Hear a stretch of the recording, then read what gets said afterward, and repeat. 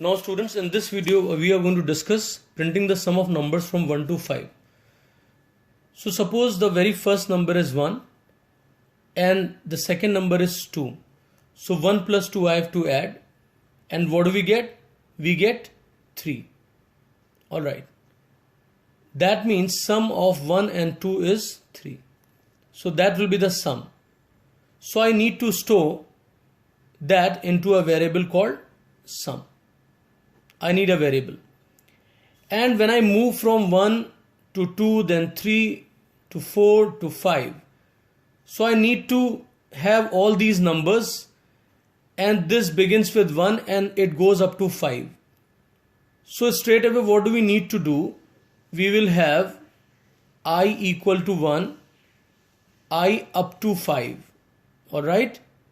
I plus plus. Increase it by 1. I need to declare that, so I am declaring it here. I initialize it with 0 or 1, whatever you like here. Now what do I need? I need a variable sum. So I have a variable sum over here to store the sum, and it must be separated with comma, and initial value for the sum will be 0, because if we give, and most of the time students what they do, they always initialize the variable for sum with 1. So actually one extra 1 will be added to the sum. Alright. And that will be the wrong answer. Is that clear to everyone? So sum variable for storing the sum, and I is there for as a loop variable which will have different numbers from 1 to 5. Alright. Now how the process works? So here initial value of sum is 0 and the value of I is 1. So I need to add 0 and 1, and I need to store the value in the sum. So I have to write sum equal to sum plus I. It is as simple as that. Alright. After that sum becomes what? 1. And when sum becomes 1, so 1 will be there and I will be 2. Now this 1 plus 2 will produce what? 3. And now 3 will be the sum. Is that clear to everyone? So that is why expression which we need over here is sum equal to sum plus I. So I will have it here, sum equal to sum plus I. Alright. Two major areas where students make a mistake in this type of program. They initialize the sum with the value 1. First area of error. Second mistake, very commonly they write sum plus I. They forget about sum equal to sum plus I. So always remember that I have to store the sum also here. So I need to write that as well. Alright everyone. Now after this, I want you all to print numbers from 1 to 10, but it should be 1, then 3, then 5, then 7, then 9. And 9 plus 2 is what? It is 11.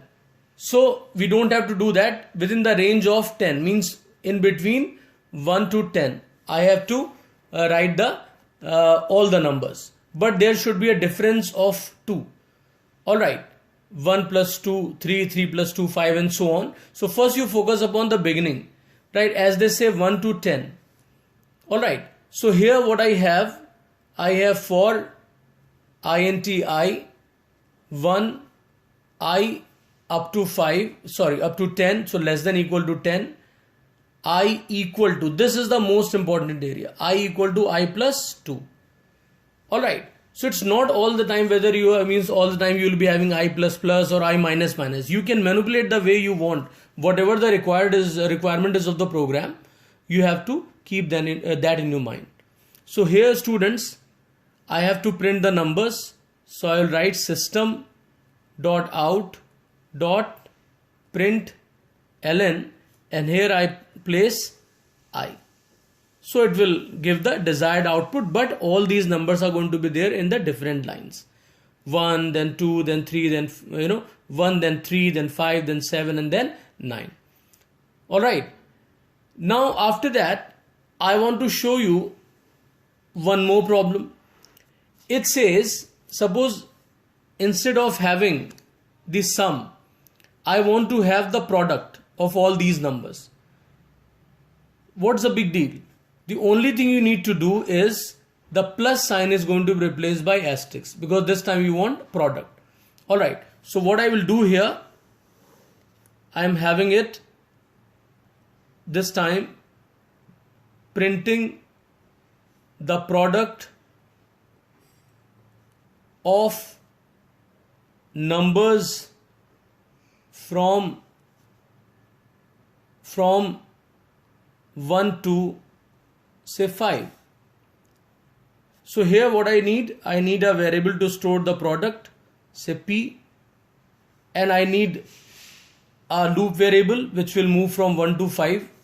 So here I have a loop variable, and p, the proper value this time will not be 0 as it was in sum. Why? Because if we have 0 over here, so 0, if we multiply any number with that, we will be getting 0. So please take care of this thing, that whenever you have to store the sum, initialize the variable with 0. When you have to store the product, initialize that with 1. Alright.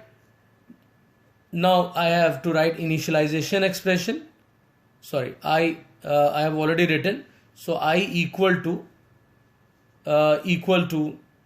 1, I less than equal to what?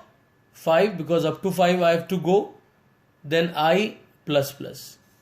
And here students, I have to write p equal to p asterisk what? I. Alright. So this will give us the product. And finally you can print system.out.println product is p. Alright, so this piece of code is meant for calculating the product of the given given numbers, and here numbers are from 1 to 5. And here also we have to write after the loop system.out.println. In short, I am writing here, you will print the sum. So it will give you the sum on the screen. But remember, this printing statement, whether it is for printing sum or printing the product, they have to be written outside the loop, because this process to be repeated, not this one. Alright. Now suppose I want to print the table of a given number. There is a program of printing the table of the number. Printing the table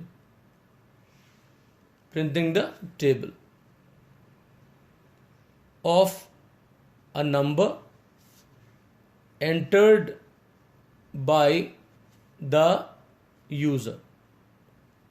Alright. In that case, I am just having a class, say t, and I write here function public void, alright, public void show, and there I pass the number for which the table is to be printed. Now students, table, we have the idea that it begins with the 1, then up to 10 we go. So 2 ones are 2, 2 twos are 4, and so on up to 10 we go.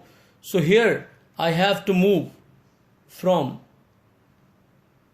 1 to 10 less than equal to 10 and I plus plus. And here I write system.out.println, and here you can write n asterisk I. Alright. So here you see that the value of n is what? Whatever the number you pass. Suppose I pass 2, so it will be 2, and it is fixed during the entire loop. But I is changing. So 2 asterisk 1 will be 2, 2 asterisk 2 will be 4, 2 asterisk 3 will be 6, and so on up to 10 it will go. So it will give us the table of the 2. Alright. Here if you want to give the message, so before the loop you may write system.out.println table of, alright, of what n. So number will be printed and then the table will be printed. Remember, this statement has to be outside the loop, not inside the loop. All right. And after this, I have closed the curly brace for the for loop. Then second curly brace we close for the function, and the third curly brace we close for the class. So I hope everybody has understood it well. Please practice all these programs. It will give you a better sense for the loop. Thanks everyone.